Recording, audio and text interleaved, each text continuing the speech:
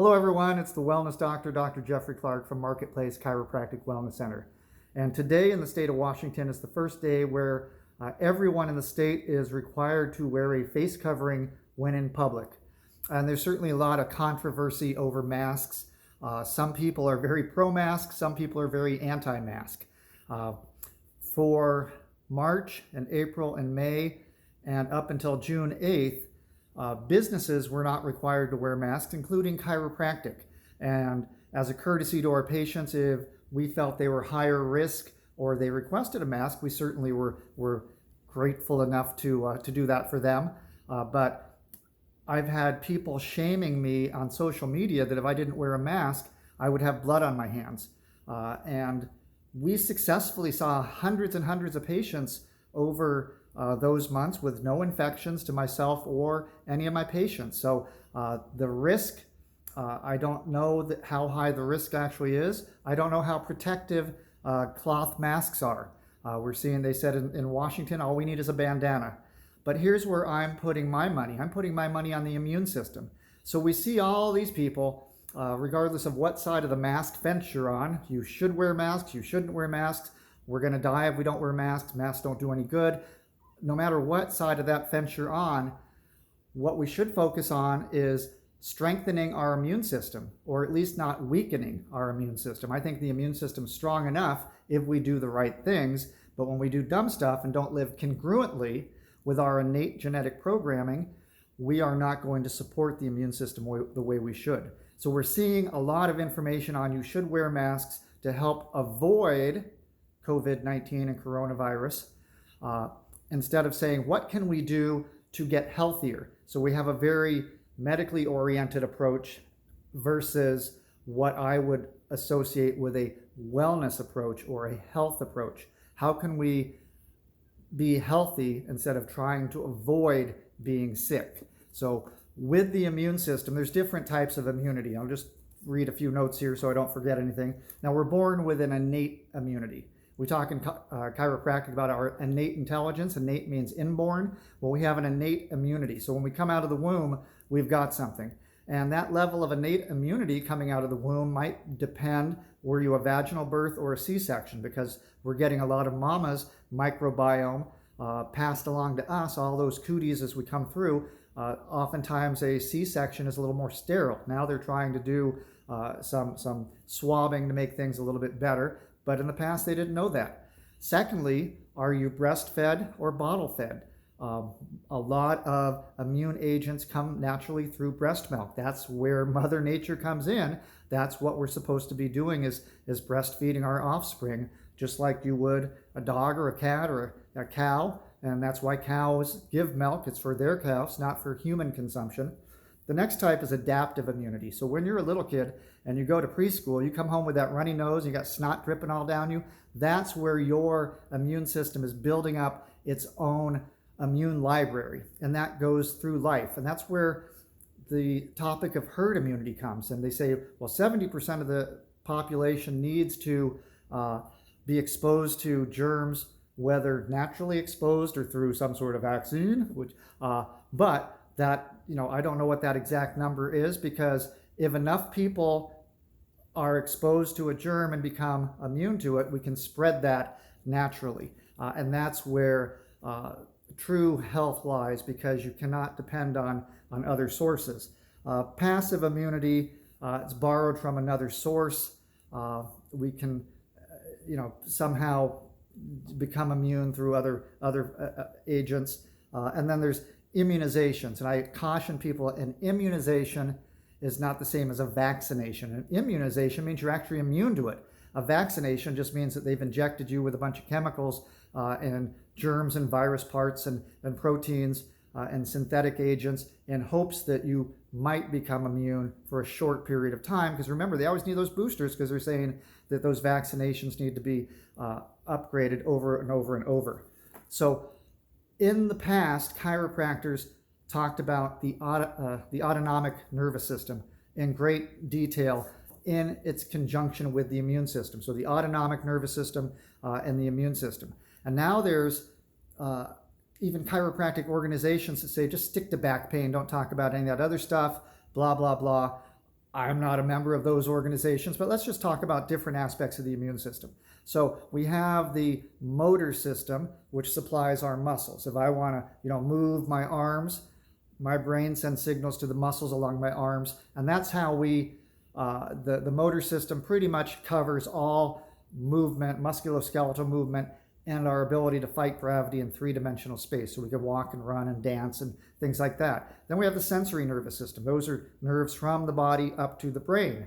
Pain is a good example. If I stub my toe on the coffee table and it hurts real bad, and I'm going to swear and jump up and down, that signal had to take from a nociceptive nerve or a noxious stimulus nerve in my toe up my leg, make it to my brain, but it has to make it to the cortical level of my brain where my conscious awareness is, so that I can express pain as an emotional response to a noxious stimulus. Now, other times we're roughhousing and doing stuff and working and we whack ourselves and it doesn't make that threshold into that conscious level. We're not even aware of it. Then there's other types of sensation. Hot, cold, sharp, dull. If I stick a pin in my arm, I'm going to feel that's sharp. If I just jab it with my finger, that would be dull. If I take an ice cube and rub it on there, I can sense cold. If I pick up my hot coffee cup and wrap my hands around that coffee, I can tell that's hot. So sensory nerves come from the body to the brain. That leaves the most important aspect of the nervous system, the autonomic nervous system, or the autopilot system. And the autopilot system, as I like to call it, that's the nerves that you can't consciously control, mostly going to organs and glands. How many times should you make your heartbeat this minute? Well, if you're sleeping or sitting down, you probably need to make your heartbeat fewer times per minute than if you're exercising and doing cardio and running, things like that. So autonomic nervous system is all the control to your organs and glands. And there is a connection between your immune system and your autonomic nervous system. In the 1990s, when I was an early doctor, 1991, 92, 93, long before we had the internet, I did health workshops pretty much every week.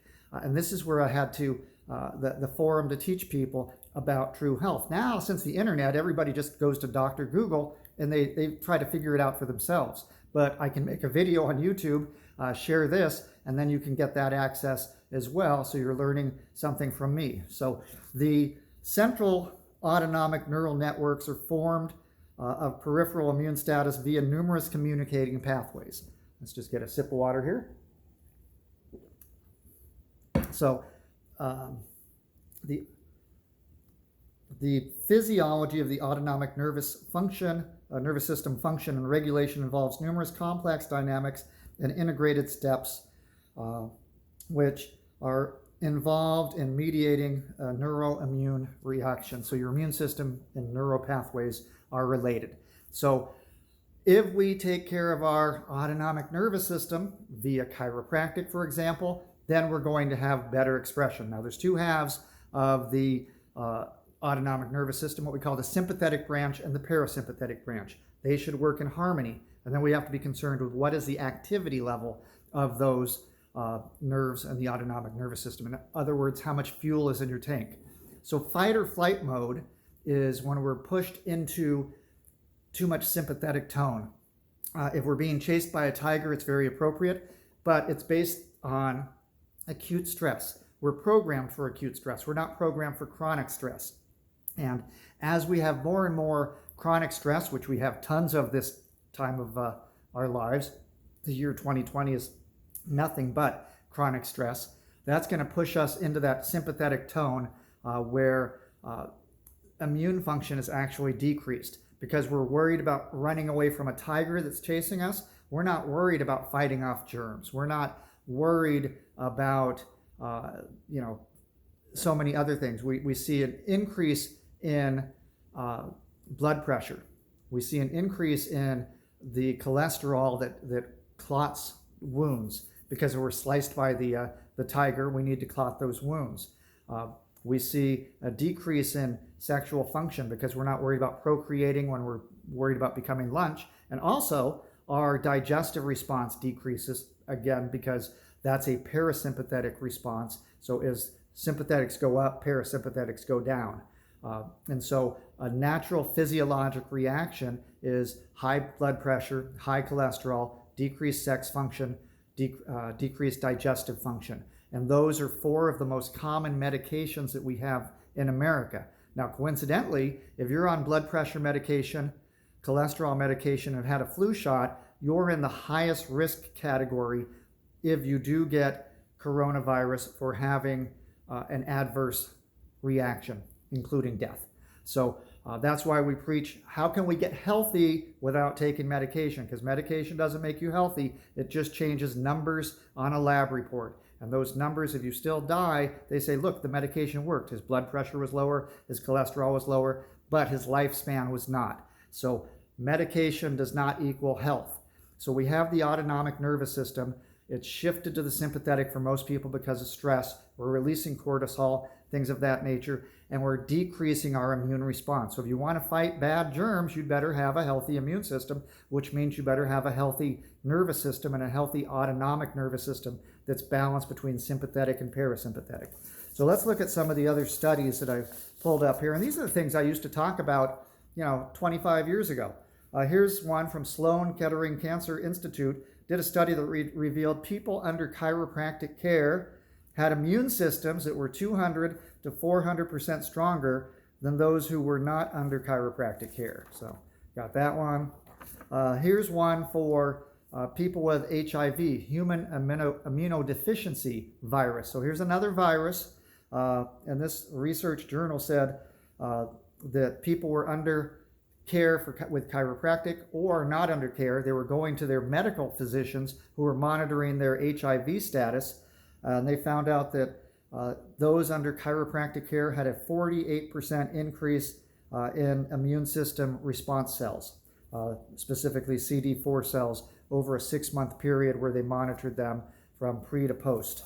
And then here's one just dealing with posture, the Journal of Gait and Posture. And this actually came out this year in January. So the study was probably done a few years ago. And this basically says, as your head goes forward, bad posture that way, it's going to put stress on your autonomic nervous system and reduce the sympathetic response. So it's not going to be as adaptive if you have bad posture. And we work on that anterior head posture when we're adjusting the neck. We know that the sympathetic chain comes off of every segment of the spine and out, and then the parasympathetics come off the brainstem and off the sacral plexus, and then they go down or up. And so every cell, tissue, and organ of your life support systems have redundant supply. And when we're adjusting the neck, when we're adjusting the pelvis, we're affecting significantly the parasympathetics, and then we adjust neck, mid back, low back, we're affecting the sympathetic chain. So get adjusted, focus on your immune system, live in faith, don't live in fear, because that fear is going to cause your immune system to decrease. So whatever you can do, we're going to be talking in a few videos coming up about some of the supplementation we might recommend for you and other aspects on how you can strengthen or booster your immune system and not decrease your immune system, because we need it now more than ever. So that was a long, detailed, sciencey type video. I hope it made sense. We'll talk again soon. See you guys.